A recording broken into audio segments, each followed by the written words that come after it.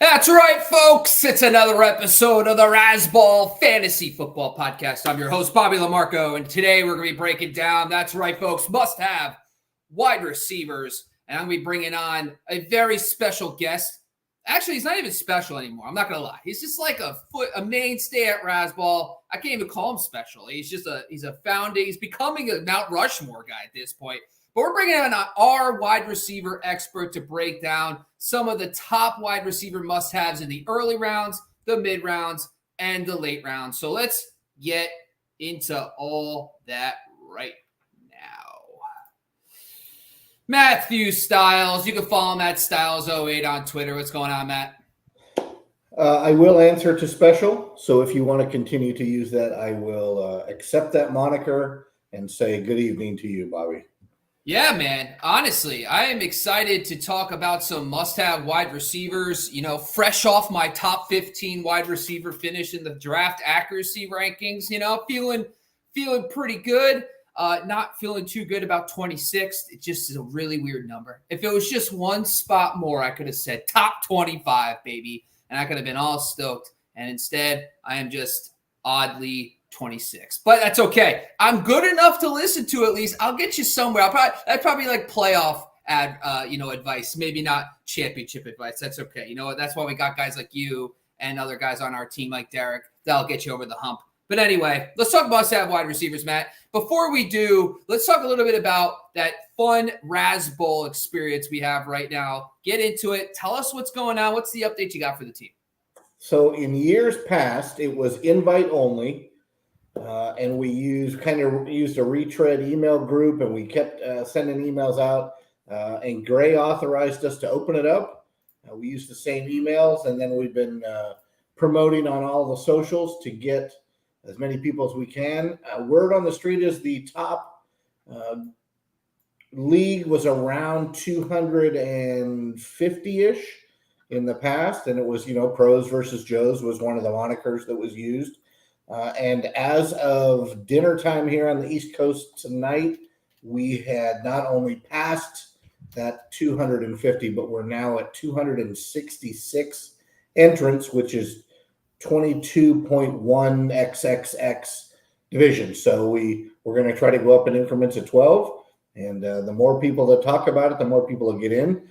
I will tell you this, Scott Fishbowl, some of the slow drafts are running towards the end, and there's a couple more live drafts that happen over the weekend. When people are done with those, they're going to get the itch to get back in another league. And guess what? Razzball 6 pops in at the exact time that these people are going to be jonesing for their next draft. So we are excited, and let's go to get it in 24. I got to tell you, that's kind of the point, right? I just finished my Scott Fishbowl draft. How do you feel, man? Honestly, I faded tight end a lot. And I had to stack up on some really some interesting names late. Hayden Hurst, Lucas Kroll. I got Zach Ertz as my backup tight ends, and I'll go along with Hunter Henry. What was your kind of first thoughts about the Scott Fishbowl? How do you feel about it? Yeah, first year for me in Scott Fishbowl. I have 3 picks left, so I just finished my 19.5 pick of Jake Moody out there in San Francisco. My mistake was I waited on quarterback, and I just kept pushing them down the board. So I only have 2. I have Goff and Geno Smith. Well, I have 3. I have 2 point something.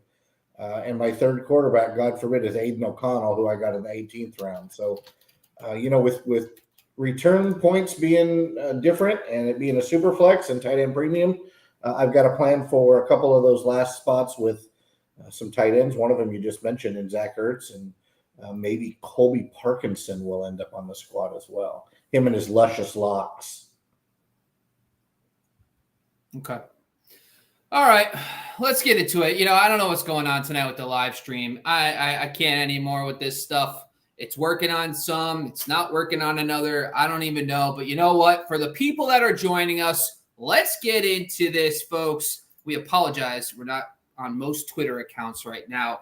But, Matt, let's talk about some must-have wide receivers. And what I wanted to do today is not just get into, the early rounds. So we're kind of doing a little bit of a early round viewpoint where we're going to look at the studs, the stud guy, the guy maybe you'll the linchpin of your team type player Then we're going to go to the middle rounds where there's some steals, guys that could break out and be those elite wide receivers. And then we're going to go with some late round sleepers, guys going super late, double-digit rounds that you can pick up right now that could be top 24 guys. So let's get into the early round studs first here. Talk to us about who you had at this spot. What guy are you targeting early rounds that you think is an extreme value right now as a must-have player? So for me, I'm usually a wide receiver draft first type guy. Scott Fishbowl, I ended up, I think, with Tyreek as my first pick. And I was good with that. However, I think for this question, I wanted to go a little bit deeper. I wanted to think outside the box. What if I go running back, tight end, something like that, where I don't grab a wide receiver at the top. So no Chase, Jefferson, Amon-Ra, those top 5, 6 guys. No Puka. By the way, I did nail Puka last year. We can talk about that all season. I'm happy to share that pat on the back for myself. The guy I like that you can get probably in the third round of 12-team drafts is Davante Adams. He is 5 of the last 6 years. He's 100 or more catches. His lowest target, and since he was a rookie, so let's wipe out the rookie year where he only had 66 targets. His lowest target share is 94, and that was in his second year. That number goes all the way up to 175 last year and 180 the year before. He's had double-digit touchdowns in 3, 4, 6 of the last 8 seasons. And I believe truly that there's very few wide receivers that are honestly quarterback agnostic. And I think Davante Adams is one of those. He's aging. There's all these rumors, he's going to go reunite with Aaron Rodgers. I don't care. Let everybody say what they're going to say. Let them say nothing about Davante Adams. He's a guy I think you can get in the third round, and he can be a wide receiver 1 for you year in and year out. And, I have a soft spot as a former Packers player, Davante Adams. So he is my not obvious but obvious wide receiver 1 for the discussion we're having today. Yeah, and the other thing with Davante Adams, you kind of brought it up a little bit about the QB agnostic. And last year, it was a weird situation. Early on in the year, Jimmy Garoppolo was playing. Jimmy kind of spread it around a little bit. Jacoby Myers had a couple big games. It wasn't until, and still, he was still very good. I'm not saying he wasn't, but really when you look at the Aiden O'Connell and also the Antonio Pierce change, once Antonio Pierce was done with the Josh McDaniels nonsense. And when he came in, you could tell right away, they're like, we're going to run the football and get the ball to Davante Adams. And so if you look at the 9 games with Aiden O'Connell as the quarterback, and that's also right in line when Antonio Pierce became the head coach of the team, and it kind of shifted philosophies. Even though last year he finished the wide receiver 16 at 15.6 PPR points per game, his numbers go up in those 9 games to 16.3. That's wide receiver 13. Now, that's with a rookie quarterback who, by the way, wasn't a top first or second round quarterback. This is a middle to late round quarterback that was drafted by the Raiders. So the fact that Aiden O'Connell was able to just produce any type of elite production for and Davante Adams just shows how good he is. But then you get the QB change, the OC change. You go to Luke Getsy, and that doesn't really scare me off either because Luke Getsy last year funneled targets to DJ Moore. So DJ Moore, 96 receptions, 1,300 yards, 8 touchdowns on 136 targets. So it's not as if Luke Getsy doesn't get it. He knew DJ Moore was where his bread was buttered last year. He'll do the same thing with Davante Adams. But the other question is, who will be the starter? Actually, I don't care. Gardner Minshew last year just had 12 full games with Michael Pittman. So there was the Anthony Richardson stuff, weeks 1 through 4. Richardson officially goes down, and Minshew becomes the starter. For those final 12 games, Minshew played 100% of the snaps in. Michael Pittman averaged 16.5 PPR points per game. That would have been wide receiver 11 last year. So all you keep hearing, top 10 to 15 minimum for Davante Adams. And that's not saying that he can't get better. He's better than Michael Pittman. So we know that. The only real difference here is that Brock Bowers comes in. He's a very good, young tight end, but he's a rookie tight end. So I'm not worried about that either. And the age stuff we have proved, by the way, if you want to go to Razzball.com, I did an age analysis 2 years ago about when the drop-off is for wide receivers. It is not 31 years old. I can tell you that much. There has been plenty of guys, Reggie Wayne, Larry Fitzgerald, you name it, who have performed at elite levels all the way till their mid-30s. So I'm not stressed about that. This team has a lot of under-the-radar targets available from last year, too. Hunter Renfrow, Josh Jacobs, Austin Hooper are all gone. So there's plenty of targets for Brock Bowers to get without impacting Davante Adams. So I agree. I like Davante Adams a lot, but there is one guy who actually I like a little bit more in the early rounds, and that's going to be Cooper Kupp. And, okay. So I think a lot of times when this stuff, and by the way, Matt, I know you agree. We're on the same page. We're like the Spider-Man meme pointing at each other right now saying, hey, we get each other. So the reason why I say Cooper Kupp, I know a lot of times when this stuff happens, we look at one, it's almost like we blank out years prior and we focus on one season. And we're looking at Cooper Kupp's last year. He got hurt a bunch of times, ankle injury, hurt in the preseason. He missed a couple games and, wasn't elite. So now he's slipping to the third round. And honestly, if you're in a super flex, this guy's going in the fourth round, fifth round in some cases.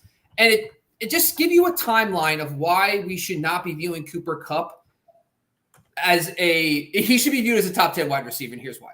Just look at the timeline. Last year, he misses weeks 1 through 4. Comes back in week 5, blows up. Okay? So weeks 5, 6, and 7, he plays very well. Week 8, Matthew Stafford gets hurt. He leaves the game. Week 9, he misses. Week 10 is the bye for the Rams. Okay? Week 11, Cooper Kupp injures his ankle. Okay, see this theme here? There isn't a lot of overlap here. Week 11, he hurts his ankle. Week 12, he comes back, doesn't play a full complement of snaps. He still gets about 80% of the snaps, but you could tell he's limited. All right? Weeks 12 on, he plays, weeks 13 on, he finally plays full complement of snaps. All right? So if you look at the stretches last year, 5 through 7, weeks 13 plus, all right? Including the playoffs. He plays 9 games. He averaged 16.7 PPR points per game, that doing wide receiver 10 last year. And that's with all the ups and downs, in and out of the lineup, Stafford, him and all these guys with the chemistry stuff going on. So here's a great stat for you. Since 2010, there's been 5 wide receivers who averaged 19 PPR points or more at the age 29. So their age 29 season. That's what Cooper Kupp did before he went down 2 years ago. Their age 31 season, the season we're going into right now for Cooper Kupp, they only saw an 8% PPR points per game dip. He averaged 22.4 points per game just 2 years ago. This guy is going to absolutely crush his ADP. On top of that, you got Tyler Higbee, probably not going to start the season. He'll probably be on the PUP list. I think I'm all in on Cooper Kupp. I have him as a round 2 player. What's your thoughts, Matt?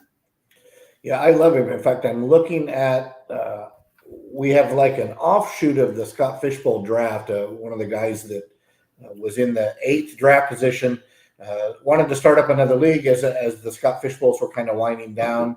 And it's super flex, but it doesn't have all of the other interesting scoring for Scott Fishbowl.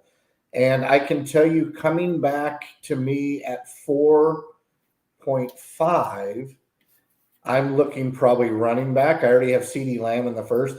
By the looks of the board and where Cooper Kupp is on the ADP list for sleeper, I am going to take a shot in the dark that he makes it to me in round 5.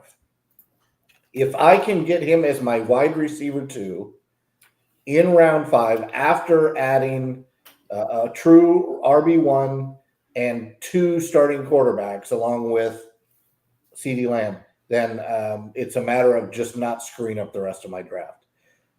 I'm leaning towards taking that running back. If that running back goes right before me, I'm on deck. Then maybe I just snatch Cooper Kupp and call it a day and then go running back hunting later. But I have my eye on one running back. If he's there, I'm probably going to jump on him. And then after that, I'm going to cross my fingers. So let me count for you on their ADP. So there are 1, 2, 3, 4, 5, 6, 7, 8, 9, 10, 11, 12, 13, 14, 15.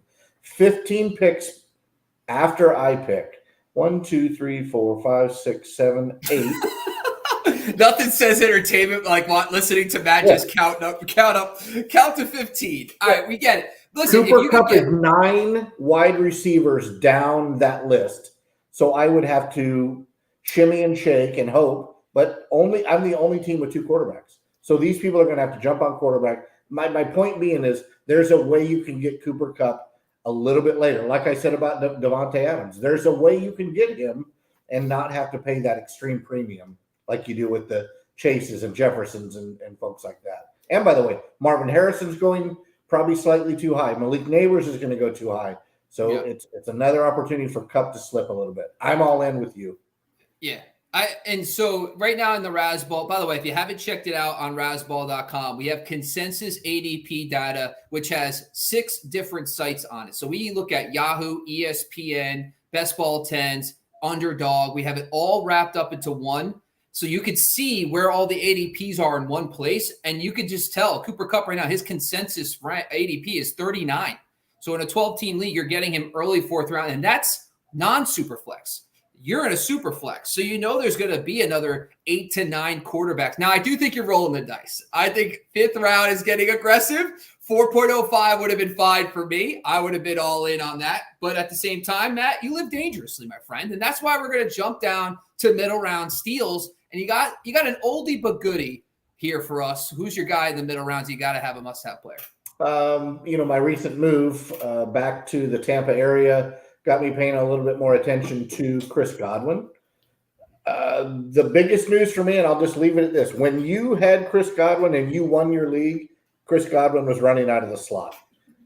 Chris Godwin hasn't run out of the slot in a couple of years. He's been okay. His numbers are actually better than I thought when I went back and looked. But Chris Godwin's going back to the slot. Mike Evans is going to do what Mike Evans does. Baker is a year deeper into the system with Rachaad White. I like the fact that they're in a weaker division and Godwin moving back to his natural slot position.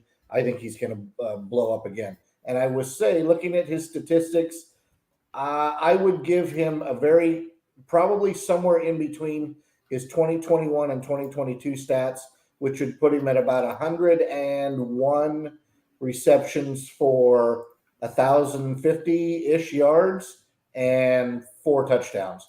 I think the touchdowns might go up, but we know Mike Evans hogs touchdowns. So we need Chris Godwin to be PPR machine. So I like him for over 100 catches this year and over about 1,050 yards. Yeah, I think, the slot stuff, I do think it's a little overblown. And so and the reason why I say that is last season he averaged about 37% in the slot. Years prior, before the transition over to Dave Canales, he was in the 70s, right? And so that's a huge flip. It is. But if you look at Liam Cohen, who's the new OC, people are probably going to point to Cooper Kupp as the likely role for a guy like Chris Godwin. And Kupp was the majority slot guy. But in 2022, when Liam Cohen was the offensive coordinator for the Rams, Kupp played about 57% of his snaps in the slot. He wasn't like this pure 80% slot guy. So if Chris Godwin kind of mirrors something similar to that, that's a 20% increase in slot snaps from last year. So I actually looked into the numbers and I looked at the yards per route run from last year, comparing out wide versus slot. I also looked at catch percentages for Chris Godwin, and he gets about another 12 fantasy points for the season. Doesn't sound too big, but 0.7 fantasy points gets him to go from mid-range, low-end wide receiver 3 last year, bumps him pretty much all the way to a rock-solid wide receiver 3, ahead of where he's going in ADP. The bigger thing for Chris Godwin, and I talked about this in a video previously, is his touchdown percentages. So I know the last 2 seasons for him have been a disaster, but prior to that, he was awesome at catching end zone targets for touchdowns. So in his career prior to last season, he averaged roughly a 40% conversion rate on end zone targets for touchdowns. He converted 10 end zone targets for 1 touchdown last year. So just from his career norms, he should have had roughly 4 touchdowns. So if you give him the career averages, that's 3 more touchdowns. That's another fantasy point. So just regressing back to his means, if he gets kind of similar targets from Baker this year, and he gets closer to 3 more touchdowns like he should based on where he was getting his targets last year, plus the enhancements in the slot, that's about another fantasy point, almost 2 fantasy points. You get him close to about wide receiver 24 last year, about 13.9 PPR points per game. So I have Godwin actually ranked right at his ADP, but the more I dig into it, I'm more like he feels like he should be higher because he's safe. I think he is going to be at least that wide receiver 35, but he's got upside now for more if he gets back to the slot. So any final thoughts? Did you hear that bell in the background? What's the guy that? before me in the draft does not take Cooper Kupp. He takes a running back I don't prefer to have. I take Devon Achane, and we're rolling. We may be on the line when the world goes crazy with coming back Kupp in the 5th. So let's go. That's got 1, 2, 3, 4, 5, 6, 7, 8, 9, 10, 11, 12 more 11, picks. 12. 12 more picks to go. All right. We got this. Honestly, I got to admit, I would have taken Achane as well over Kupp. So I'm hoping for this because I want to live through you right now and get a Cooper Kupp 5th round pick. So as soon as you get that, just let me know. Hopefully we'll be on the podcast. If not, let's talk about my guy, middle round steal. And it's actually Jaxon Smith-Njigba. And JSN is right now, I have him 30 spots ahead of ADP. If you go to Razzball.com, he's right around 97 in ADP. I have him at 67. And so one of the things that I noticed about Jaxon Smith-Njigba last year was, first off, the guy was coming off a serious hamstring injury from his college years. He was kind of limited in the offseason, and then he broke his wrist, remember, right before the season. So his kind of rookie season was derailed a little bit. Plus, he was dealing with unprecedented target competition with Tyler Lockett and DK Metcalf. There really isn't a lot of precedent for two guys who were as dominant the year prior in 2022 for a team that add a third option. And sure enough, JSN did not really perform well for fantasy. It is what it is. But what's changed? Well, they moved to Ryan Grubb. All right, Ryan Grubb, by the way, is the biggest question mark for me. I am not a huge college football fan, but I've done a lot of research on him from Fresno State to Washington with Michael Penix. The one thing I noticed from him was that he is a vertical thrower. Like, he likes to get the ball downfield. If you look at the ADOTs last year of guys like Roma Dunze, Polk, and also McMillan, who went to the Tampa Bay Bucks, all those guys had ADOTs, yards per reception over 12, well over 12, in some cases 17, really high ADOTs. So even their slot guy, who was McMillan, had a 12.6 yards per reception last year. JSN was under 10. And the reason why, he was 93rd amongst 125 qualified players in ADOT. So if you got 50 targets last year, it was 125 players. He was 93rd in ADOT. He had so many passes behind the line of scrimmage, at the line of scrimmage. He was trying to do so much that it's really hard to produce with that kind of target depth. So I think the first thing you're going to notice with Ryan Grubb is they're going to get him down the field more. I also think he's healthier, which is good news as well. So, and then finally, it's the pass volume. And I hesitated last year because Shane Waldron, Geno Smith, I was like, these guys they're not the most pass-heavy offense. Well, if you look last year, college football, who was number one in pass attempts last year? Michael Penix at Washington. Who led the college football in passing yards? It was Michael Penix in Washington. So, I think that there will be a little more infusion in the pass game. I think JSN will also get more down the field. But finally, it's just that this coaching staff is not like Tyler Lockett was Pete Carroll's guy. Like DK Metcalf was the veteran there for a long time. This is a new coaching staff. They're going to go out there with the best talent. And I think I will be watching this closely because I am very aggressive on him now. But if I hear that Tyler Lockett's still running in two receiver sets ahead of him, I might start bumping him back down because I want to see that leapfrog. But I'm all in on him. He's been the training camp, mini camp darling for the Seahawks so far. What's your thoughts, Matt? I just peeked at my rankings. I have him, and we change these daily, right? As we get information, we get news. I've got JSN 37, wide receiver 37 overall right now. And when I look at my list, there are some people that need to be moved up and down. I will probably mess with that throughout the next week and a half. Marvin Harrison needs to go up my list, which means somebody's got to come down. But right now, I just have JSN at the end of wide receiver 3 status. I think you would be, or that you're comfortable with saying that's where he is right now, and you're okay with both of us being high on him. So I like the fact that he is no longer messing around Pete Carrollville, right, where they want to run the ball first and defense and the Legion of Boom, which hasn't been around for a while. And I think that they've got a good, decent running game, but I like the 3 receiver set with Tyler Lockett being probably slowly phased out. Not out completely, but Tyler Lockett hasn't ever taken a hit in the NFL either, right? He's a catch and fall guy, so. I listen. I'm not gonna accept Tyler Lockett slayer. The dude's awesome. He is a fantastic wide receiver. I also do believe that the base, if you look at last season, and the one thing like I said, Ryan Grubb, not really sure what to do with this guy. If you look at his old school, history, he was like an offensive line coach, run game guy. And then all of a sudden he gets to Washington after being at Fresno State. And this guy is like, hey, we're airing it out. Like, we're going nuts. And Michael Penix was awesome. And I like the fact that he was willing to adapt to the talent, which I like. And then he got the job. By the way, I think Micah McDonald is a very smart coach. And I like him for Seattle as the head coach. So I trust what he did there. But at the same time, I do think the base offense will be 3 receiver sets. If you look at the Washington team last year, they had those 3 really good receivers. And I know McMillan missed some time, but those 3 guys were the cornerstone of that offense. So even if Lockett's still heavily involved, it's just that Shane Waldron ran a bunch of 2 tight end sets. They weren't like the 3 receiver set team like the Rams were from like half a decade ago. So I think that there's that. All right, before we get into the late round sleepers, just want to make sure I remind everybody that it is officially Raz Bowl season. Grab your bowl and head over to Raz Bowl and join the Raz Bowl. And by the way, it's a Motel 6 theme this year. If you haven't noticed by the logo, and we'll set the lineups for you. It makes me giggle inside 24/7. I love it. It's a fun logo. By the way, it's free, number 1, and that's awesome. Number 2, not a big time commitment, folks. It's a slow draft, so you have plenty of time to make your picks. And on top of that, it is also best ball weeks 1 through 10 before you have to set your lines for the playoffs, because we want the best to finish on top. And finally, guys, have we said to you it's free? It's free and has prizes. I mean, come on. At this point, if it's free, it's easy. It's got prizes. It's got friendship.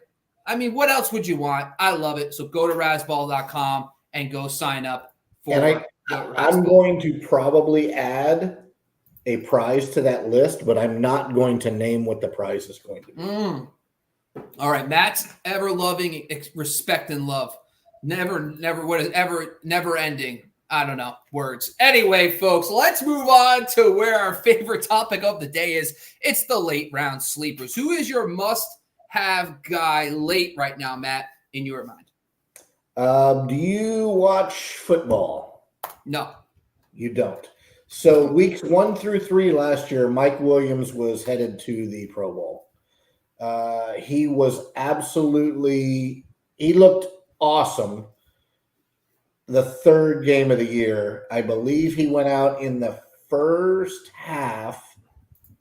Maybe it was 3rd quarter, but he had 7 for 121 and a touchdown in week 3. He had a subpar week 1, 4 for 45. Then he went 8 for 83 on 13 targets. Week 3, he had 8 targets, 7 catches, 121, and a touchdown. Yards per target were 15. Yards per reception were 17. Insane numbers. And then he blew it out. Now, all indications, even through Big Mike's own words, right? Words are fun. He's going to be ready to start the season. We know, for those of us that watch football, Bob said he doesn't, Aaron Rodgers can make a wide receiver that's a good football player into a Pro Bowl wide receiver. Davante Adams, Jordy Nelson, Robert Woods. Nope, that was Brett Favre, but Brett Favre did it too. Antonio Freeman, no, that was Brett Favre too. We've had just a real good run of quarterbacks, Bob. I don't know if you know that or not. Who was the other guy I'm thinking of? Newer, played after Jordy. Devontae Jordy. There was somebody in the middle. I don't remember. Words are fun. Names are better.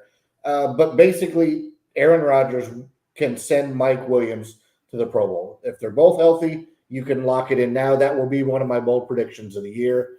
I don't see Garrett Wilson doing the same types of things that Mike Williams does. Mike Williams will take the top off. I think Garrett Wilson's going to be the short to mid-range guy. He's going to be fine. They both may end up in the Pro Bowl. You never know.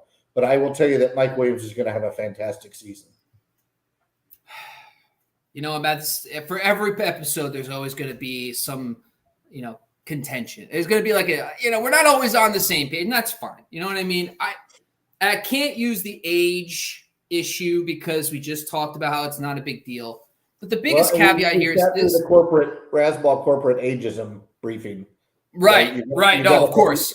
Yeah. Listen, I mean, you could only, at this point, HR has said to me, I'm on the last strike. You know what I mean? And at this point, if I drop one more comment, and Matt's very sensitive. You guys haven't noticed, I have to dance around Matt constantly. I can't say anything rude to him because God forbid. But anyway, my point is here with Mike Williams is that even though you're great, and I love you very much, Matt, and I like Mike Williams. I was all in on him last year, and then, of course, he got hurt. The issue for me is that he's coming off an ACL. He turned 30, so I know that's not that old, but he's age 30 campaign here, coming off the ACL. He's learning a new offense, learning a new system, learning on a whole new situation, new quarterback, and he's not even out there right now. And to be honest with you, the likelihood of him starting week 1 is kind of I was way higher on ADP than Mike Williams. I moved him behind ADP because I don't like drafting guys coming off serious injuries, especially a guy like him who's been constantly injured. And then on top of that, he's learning a new offense and he's learning a new system. And honestly, there's a chance he could be Marquez Valdez-Scantling. And that could be him this season. I'm sorry. I'm all in on Garrett Wilson. By the way, I like Aaron Rodgers. Aaron Rodgers, last year, we forgot about these elite quarterbacks that kind of like Matthew Stafford last year, where he forgot that Matthew Stafford was an elite quarterback, and then Puka Nacua broke off, and he was awesome. Guys like DeMarcus Robinson. Aaron Rodgers could do the same thing for the Jets receivers behind Garrett Wilson, where another 2 guys emerged. Tyler Conklin's one of my favorite sleepers in fantasy football right now. I'm just not convinced just yet that Mike Williams is going to be healthy enough to start the year, and then he gets off to a slow start the first 3 or 4 weeks, the guy's on waivers. So I'm just hands off. I might just peek it. I might be a waiver wire guy maybe for me. I don't know.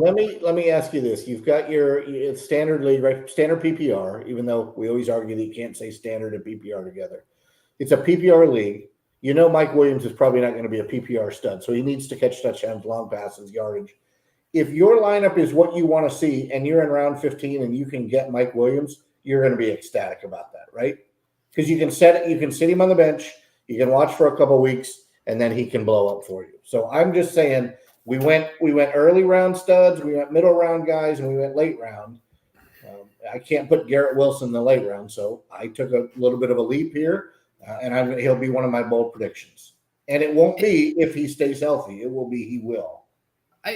Listen, I have him at 130 something, and he's at 127 in ADP. 126 on Rasball. So I'm not off him. I actually don't mind him where he's going. I just I used to have him 100-ish range. And I was like, this ACL thing, I just have him back towards ADP. I don't hate the call. I really don't. I don't like ACL tears, guys coming off ACL tears in age 30-year-old guy, and then he has to change teams.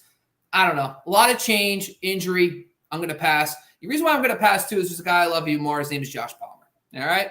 Josh Palmer, folks, is my late round must-have sleeper this season. I'm all in.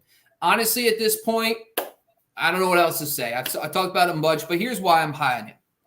So we're going to have this false idea of who Josh Palmer is because he's been behind Keenan Allen and Mike Williams most of his career, and then Justin Herbert's missed some time. But for the most part, he's been a third receiver. He's played 14 games in his career where he played 80% of the snaps. And the reason why I bring up 80% of the snaps is because he is locked in as the number 1 or number 2. Whether it's him or Ladd McConkey, every single report has said that one of those 2 guys is going to be the 1 and the other guy is going to be the 2.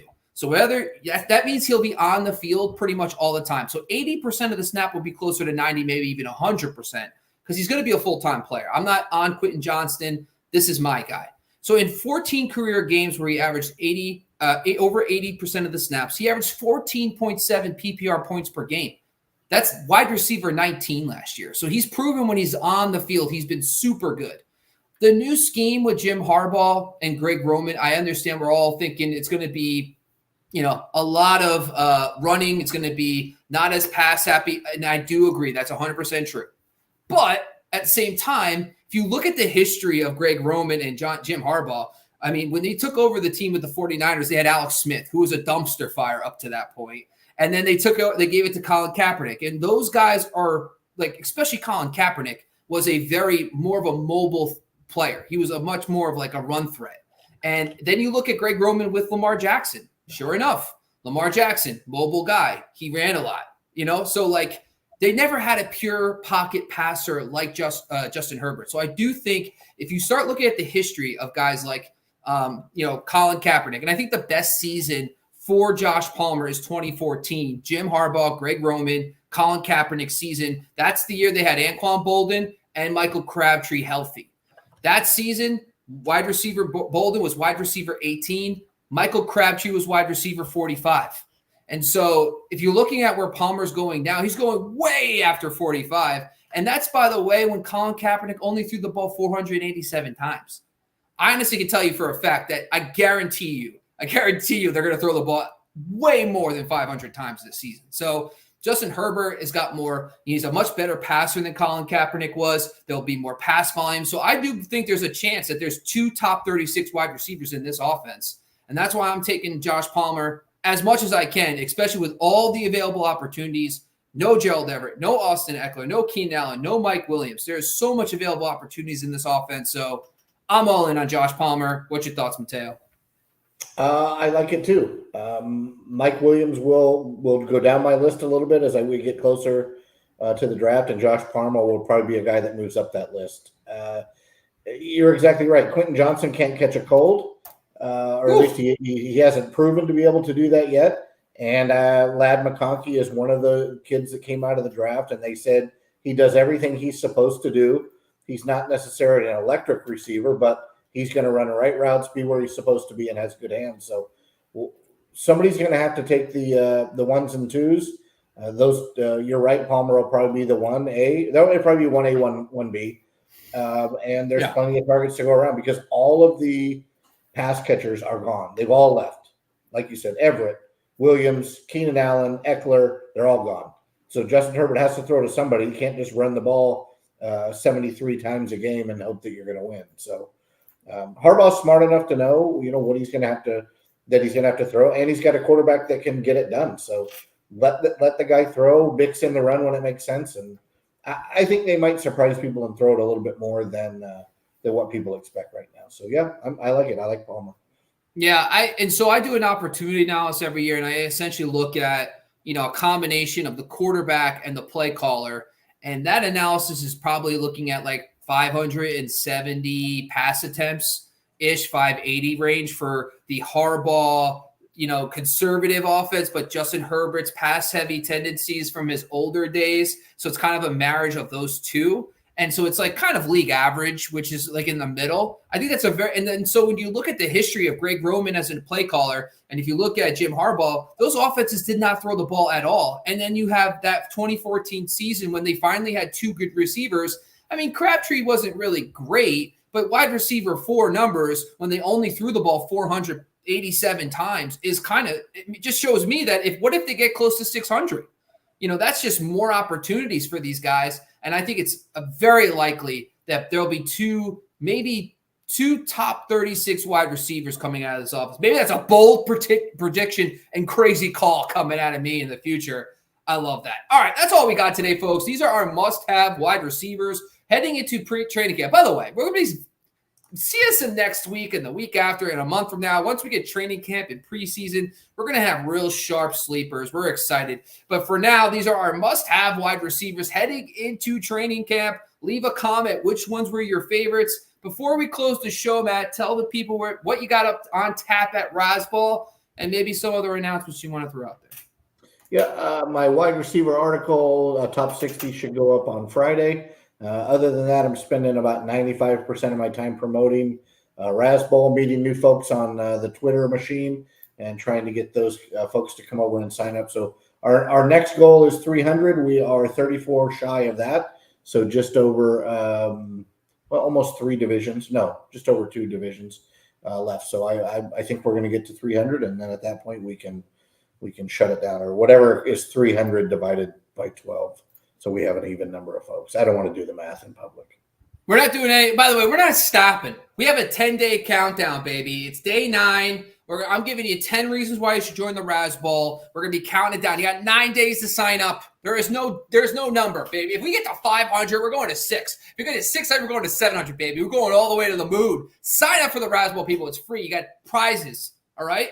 You know, a Christmas card from Matt is probably the special teaser we'll have from you for the winner of the Raz Bowl. I don't even know what the real special prize is, but I'm excited. Make sure you jump over to razball.com, by the way. We have a lot of exciting stuff. We have the slot versus wide tool, baby, ready to drop for 2024. If you don't know what the slot versus wide tool is, we have broken out fantasy points allowed by defense in the slot versus out wide. Absolute game changer for fantasy football. So go check that out on Razball. We have fun splits. We have touchdown stuff. We have a bunch of great data. And by the way, make sure you go check out all the great rankings. We have fantastic rankings across the board. Matt's wide receiver. We got Sky's running backs, Derek's quarterbacks. We got dynasty stuff across the board, rookie rankings. We have dynasty top 200. We have a dynasty trade chart. I mean, the shit we're doing at Razball is absurd, folks. I don't even know why we're doing it all, because we're out of our mind. And finally, we have premium projections. Rudy's in the lab right now. He's like the mad scientist. He's got the Doc Holliday. Is it Holliday? What's it, Doc? What's his last name, by the way, from Doc to the Future? We know? Doc Brown. That's who it is, right? Whatever. Crazy hair. He's breaking up projections. He's bringing out new tools for us with the DFS tool. It's going to be fantastic. So go to razball.com, check out all the great content, and go become a premium sub. We appreciate it. I want to thank Matthew Stiles once again for joining the show today. It's Stiles08 on Twitter. Great follow for the latest updates on Razball. And myself at Bobby LaMarco. I just tweet out random numbers every day. So just go have some fun. Follow us both. And go follow Razball NFL and Razball on Twitter as well. Thank you for joining us once again, folks. We are out of here.